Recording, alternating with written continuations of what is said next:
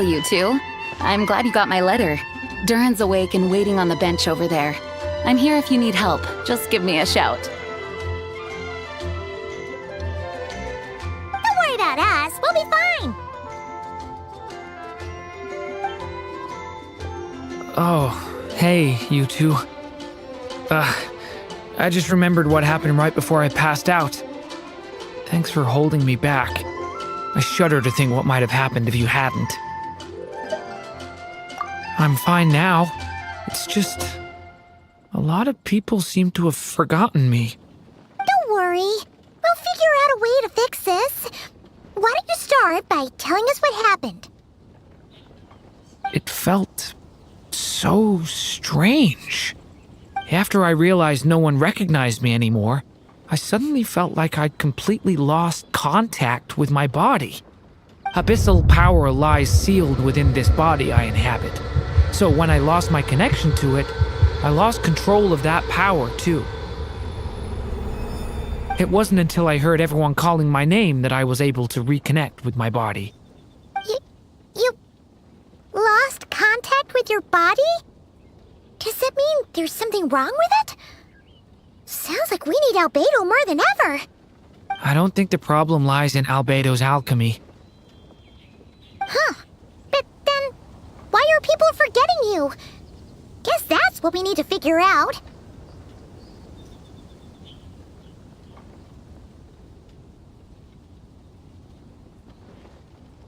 That means we need Alice for sure.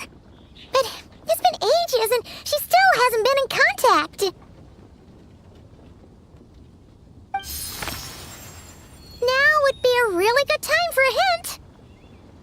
How could the story's budding branches even hope to reach beyond the towering walls? Leaving the castle, the witch went off in search of the tallest, grandest tree in the whole world. High up in the canopy of that tree, she sought a resting place, a refuge where the little sapling might take root. Go to that place, for it was there that the sapling felt its first breath of wind. Huh? Was that another clue? Does that mean the story isn't over yet? Leaving the castle. It just occurred to me. If this story is all about my own experiences, then wouldn't what happened after I left Simulanka be part of it too? But how could she possibly know exactly what would happen? And even if she did, how could we know when the story was complete? Yeah. Since we can't reach Alice right now, we'll just have to get to the bottom of this ourselves. But first, we gotta figure out where this riddle wants us to go. The tallest, grandest tree in the whole wide world. Huh. The only place that ever gave me that feeling was the one I ended up in right after leaving Simulanka. They had great coffee there, too. And so many books you'd never run out of things to read. Think about it. Our search in Mondstadt began in a library, right? Well, Sumeru City's got one of those, too. And it's absolutely huge. What do you say? Should we try looking there? Huh. That does kind of make sense. And it's not like Paimon's got a better idea. Alright, let's just give Jean and the others a heads up first. Well, it sounds like you've got a plan, so I won't interfere. All I ask is that you stay safe. Albedo won't be back for some time, and until he is, we can't know for sure how dangerous Durin might be in his current state. I'm so sorry about what happened before. Believe me, I'm not blaming you, and neither is anyone else here. If anything, it's the opposite. We're all just worried about you. Worried? About me? Come with me. I want to show you something. As soon as they heard you were awake, they all hurried over to see how you were doing. You all came to see me? A little birdie told me you're working on finishing a storybook. So maybe all those people losing their memories is just a plot twist, waiting to be resolved. Miss Lisa, you always seem to know how to put my mind at ease. Please, everyone, don't worry about me. When I get back, I'll find a way to complete my mother's story, and the one we started, too.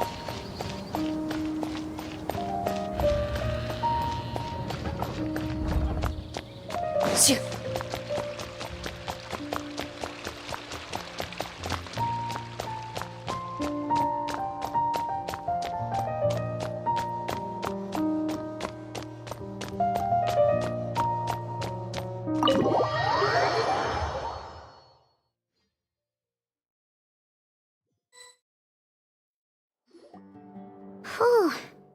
After the library hunt in Mondstadt, it's not as if Paimon was expecting this to be easy. But this... yeah... this is something else.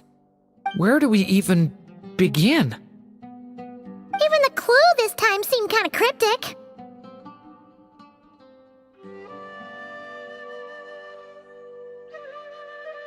Yeah. Guess the best we can do is stay on the lookout for more weird things going on.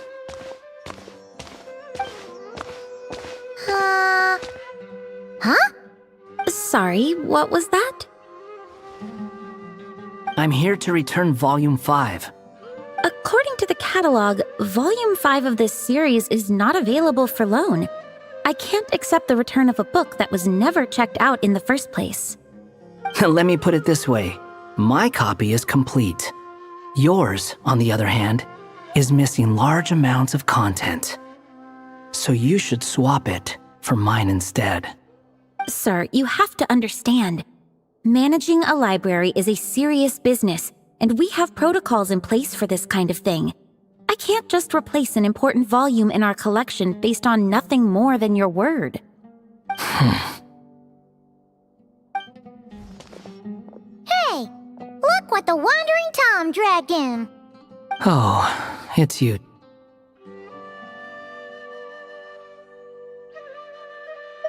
And, what is it you're doing here?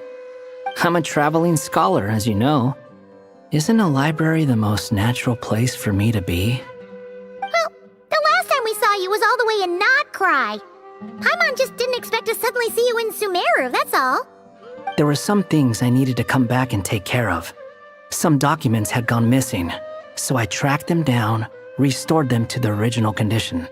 And now, I'm here to return them. And considering what I'm planning to do next, it feels like a weight off my shoulders.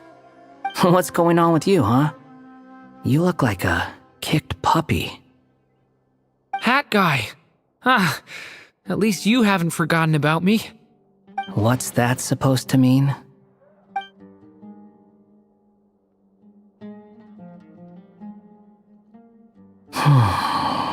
So it's been getting worse. Sounds like you know something we don't. After he left Similanka, he spent some time traveling Sumeru with me.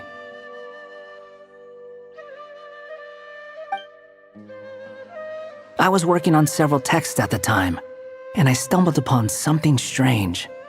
Anytime Durin of Similanka was mentioned, before long, the record would disappear. Which means, all the remaining records on Durin are about the evil dragon that fell on Dragonspine. How did you even discover that? If I remember correctly, Hat Guy loved the time he spent in Similanka so much that he started writing a travel log. That's besides the point. The fact is, you're not affected by the ley lines of this world. I'm sure you can grasp the implications of what that means. His case is different from mine. It's more like the world itself refuses to accept his existence. It started with a few written records, but now it sounds like it's spread to people who never met him or didn't know him well. At this rate, the whole world might forget him altogether. The whole world? But that includes all my friends in Mondstadt, and even Hat Guy, too.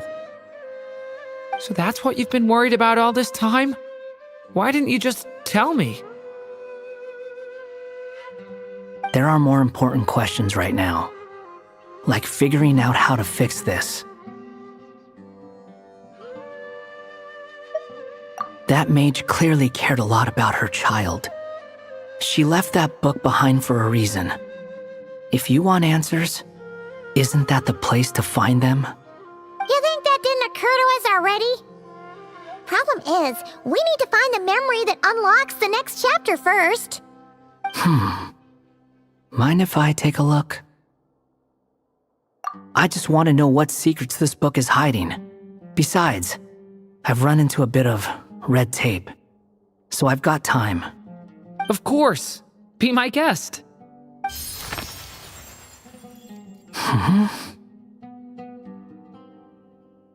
So, the memory we've been looking for was about you all along?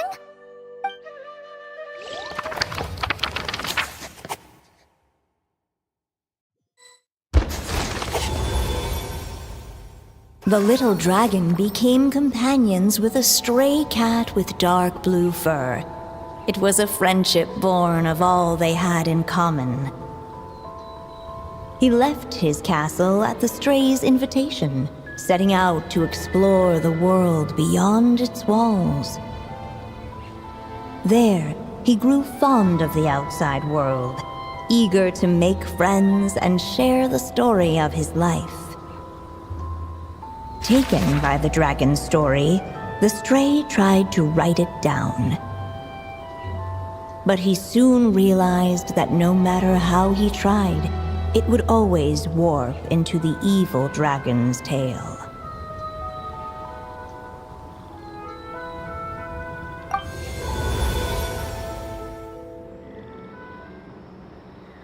So, this is the world where this chapter takes place? Looks like we're at the top of some kind of gigantic tree. This one must be about what happened to me when I first arrived in Tevat. No wonder the memory that unlocked it was about Hat Guy. Most of my memories from that period were. Hold on. Anyone want to explain how I ended up looking like this? Maybe you've become a character in the story too. You see me as a stray cat? A wandering Tom, to be exact. You should count yourself lucky. Of all Durin's friends, your character is by far the most memorable. Maybe it's because I've known Hat Guy for longer, so my impression of him is more vivid than the others. Vivid? Then how come you haven't changed one bit? Guess that means the impression the Traveler left was so vivid, it didn't need changing.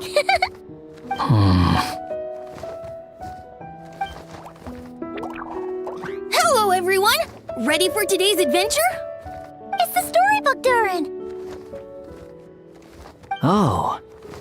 So you're not playing yourself in this one? Does that mean the two of you have even more memorable roles to play?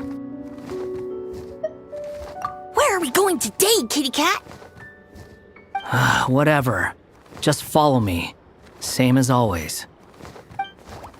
Okie dokie! Can we chat along the way? If you have something to say, just say it. Was that seriously how the two of you communicated when you first got here? Yep. Anyway, how do we get ourselves out of here? Usually, the narrator gives hints to help us figure out what to do. Speaking of which, about time we got some of those, don't you think?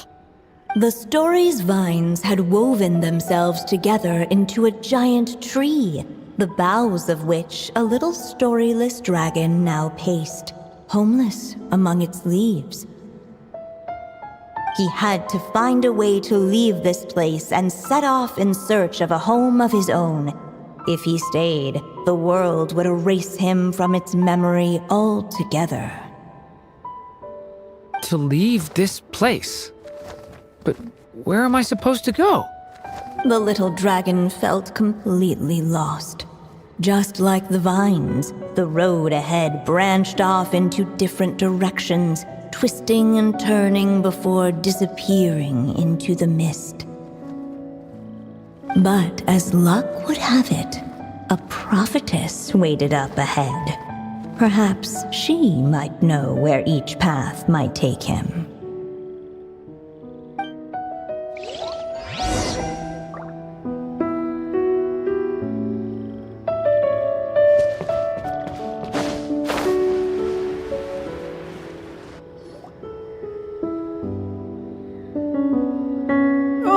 You must be the little lost dragon. It's true.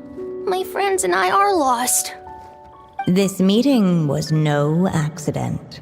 The prophetess was in fact the seer witch, here to present her promised gift.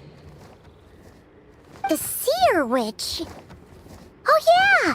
That's Mona's teacher, right? The old hag? Insolent child. I am the seer witch, your prophetess, not some old hag. Sorry!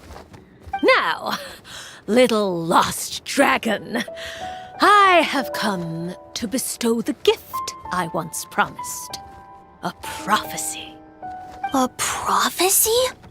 Hear me now, for my prophecy is this. One day, the dragon from beyond the castle shall be reborn, and none may avert its coming. The wind took the prophecy and swept it off into the distance. And so, the little dragon was shown a path to wander.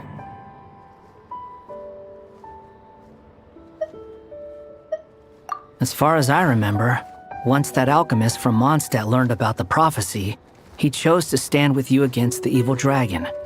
So, what does any of this have to do with you being forgotten? Oh, wise witch of prophecy! Could we trouble you with another question? As enigmatic as she was elegant, the seer witch spoke no more, for her thoughts had long since returned to the starry firmament above. Just when we actually needed her. The seer witch was my mother's friend, so the prophecy she just gave should turn out to be helpful. Well, it's not like we've got better options. But if all we need to do is leave this place, which path should we take? Why don't we take a look around?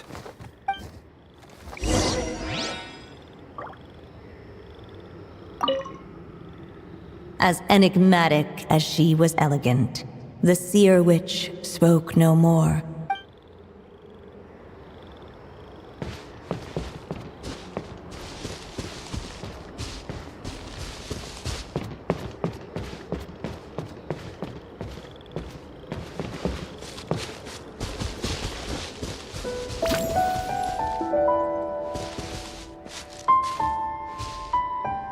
Unless the little dragon kept moving, eventually he would be forgotten.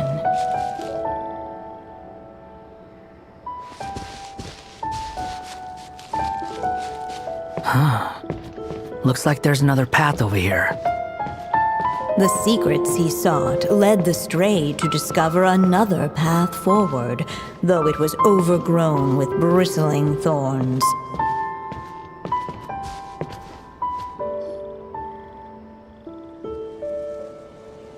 It seemed to lead away from this place, but each time he tried to follow it, the branches of the tail sent him back to the start.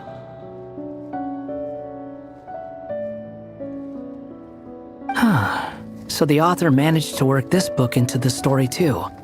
I'll hand it to her. This book is fascinating. What's going on here?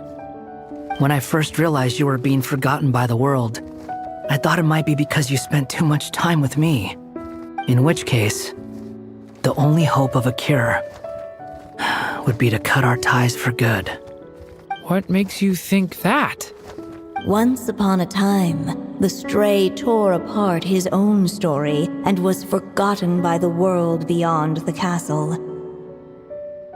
He believed the story had cursed him, and that his misfortune had rubbed off upon the little dragon. The story's curse. It was just a suspicion before, but now I think it's something we have to try. Wait, what do you mean? Try what? One of the story's branches is a path I can't take. If you follow it out of here, I won't be part of your story anymore. Considering what the strange magic in this book is capable of, making that choice could cut our connection once and for all. As long as there's a chance it might work, it's worth a try. He's not like me. He deserves for the world to remember him. Well, maybe Hat Guy has his reasons for thinking that way, but that's not the kind of decision I can make so easily.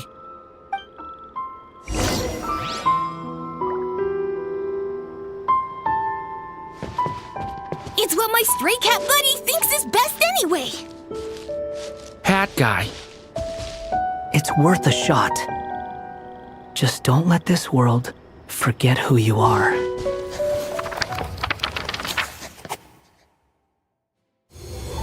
The little dragon left along the path his companion could not take. And from that point forth, the Stray was no longer part of his story. Yet his memories of the Stray were an indispensable part of his tale. With the Stray gone, the story lost the very spark that had first set it in motion. In the end, the little dragon's story faded into nothingness, and in the world beyond the castle, only the evil dragon's tale endured. Who am I? Is this me? And so the story ended, with the little dragon fading from sight, leaving nothing but the evil dragon's shadow in his place. Oh no! But Durin! Ugh! Way to go, Hat Guy!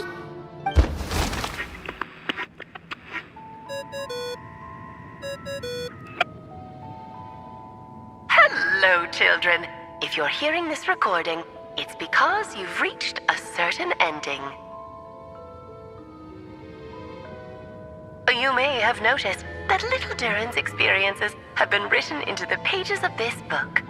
Well, you should know that in the same way, its ending will also be written onto him.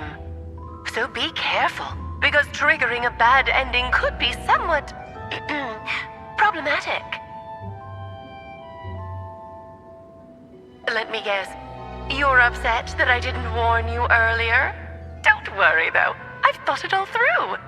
I built a very special feature into this book, just for you, the witnesses of this tale. So, go ahead, see if you can turn back the pages.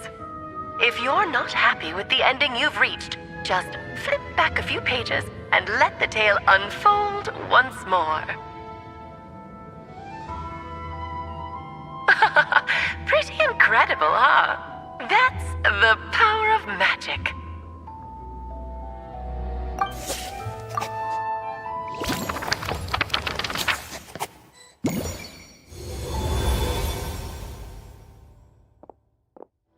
Ugh! That last ending was awful. No way we're picking that path again. What are you even talking about? Hurry up and pick a path so we can get out of here. Let's pick one together. Sounds like the others aren't aware of what just happened. But Paimon's not sure how we'd even explain it. Guess all we can do is warn them if they're about to choose wrong again.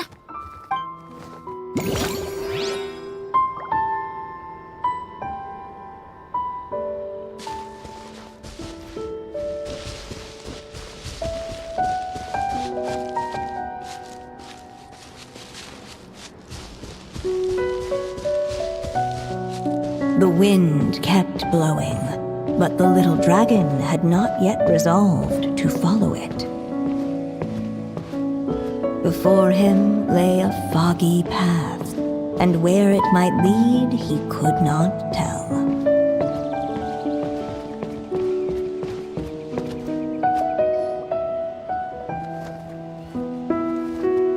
If we go this way, we'll be heading back to Mondstadt, just like we planned.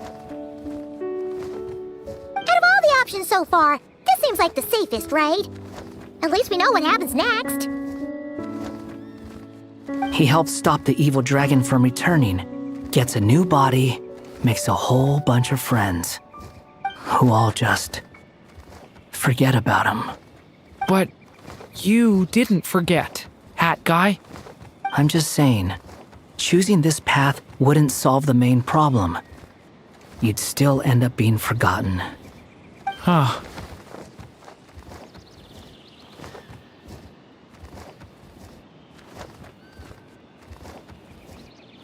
I'm not against choosing this path.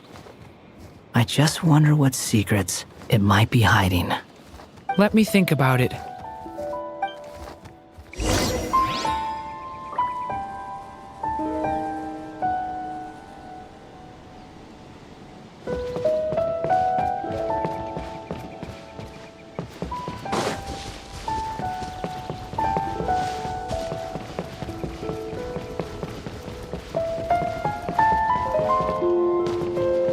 I still think you should keep going, little dragon. If you leave the castle, you can accomplish something amazing and make a bunch of friends along the way. Really? Then let's go!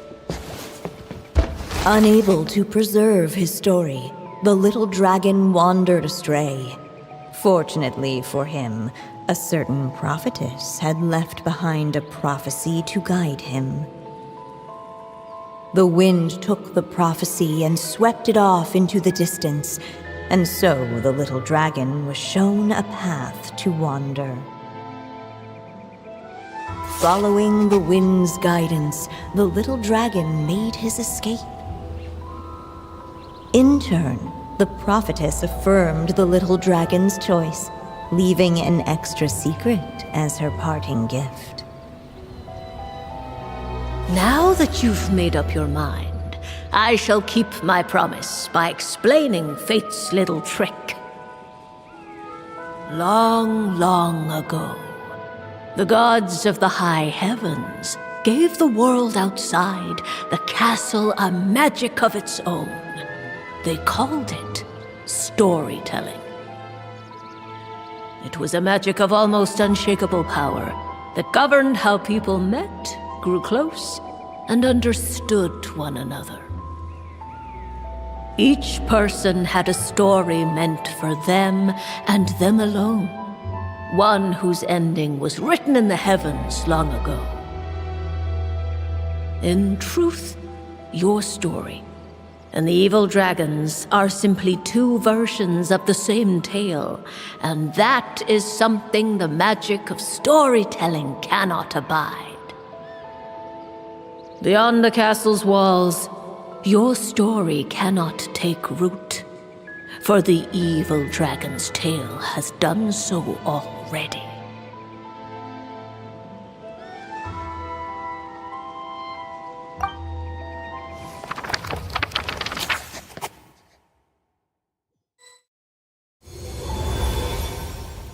So, that was the secret? Huh.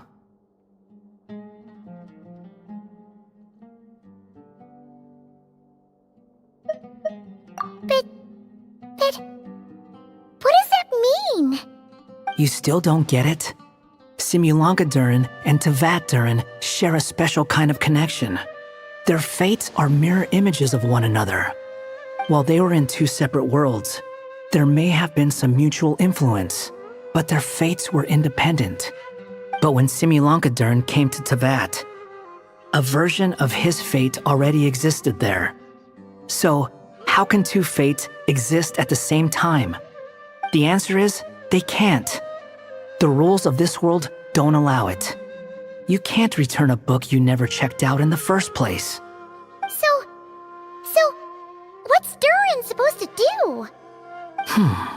Those mages seem to have come up with quite the ingenious solution.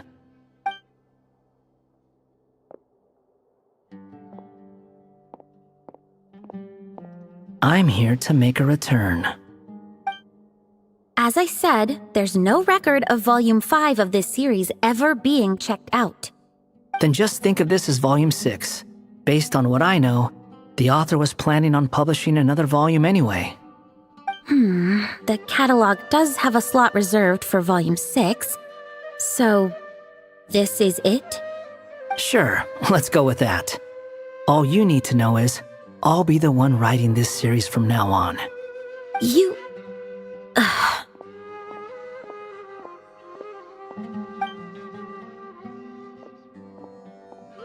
What are you up to this time? Remember the red tape I mentioned before? Well, I just took care of it. Now, I guess you'll be off to see your alchemist friend? It should be pretty obvious by now. He has the answers you're looking for. Well, we do have a whole bunch of things to confirm with Rubedo, that's for sure. But didn't Jean say he'd be gone for quite a while? I'll join you. Just let me know when it's time to go. Hat guy? Don't sound so surprised. I'm part of this story too, aren't I? I'm just playing my role. Well, yeah. But it's not that. I just feel like you want to help, but something's holding you back. When I first realized you were being forgotten by the world, I thought it might be because you spent too much time with me. I even thought cutting our ties might be the only way to fix it. Why would you think that?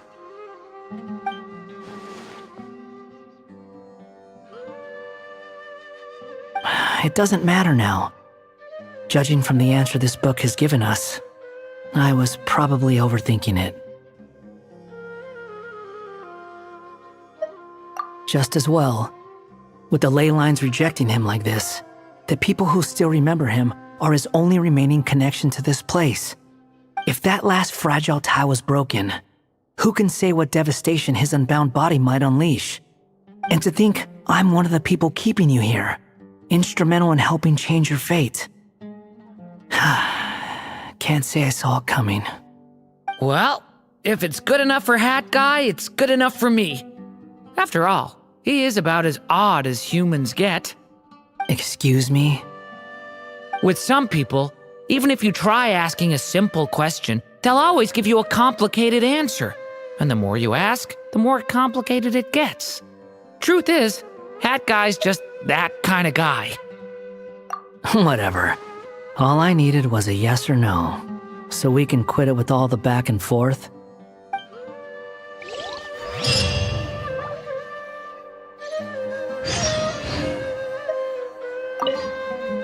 If you feel like stepping back into the story, just come find me. I'm sticking around for the next few days. So, when it's time to go, you know where to find me.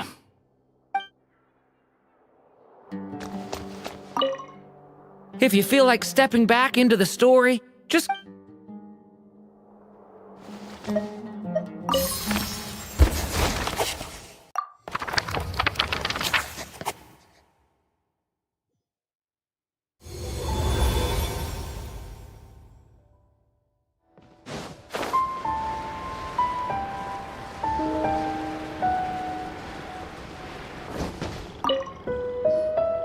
Hey, it's Mona's the Seer Witch. How come she's still here? Who goes there? Can you not see? I am busy stargazing. Ah! Hey, since we've got the chance, why don't we ask her to read our fortunes too? After all, according to the book, her prophecies are meant to be super accurate. The only thing is, Paimon's not sure how we're gonna convince her to do that. How dare you? You take my fortune-telling for some kind of street performance? Sorry. Paimon's just curious how accurate it is. Very well, then. I'll show you what my wisdom can do. Come forth, Silver Sprite. Let me see what fate has in store for you. Ooh! You truly wish to know your own fate. Come on! Enough with the suspense already! Is it good or bad? Oh.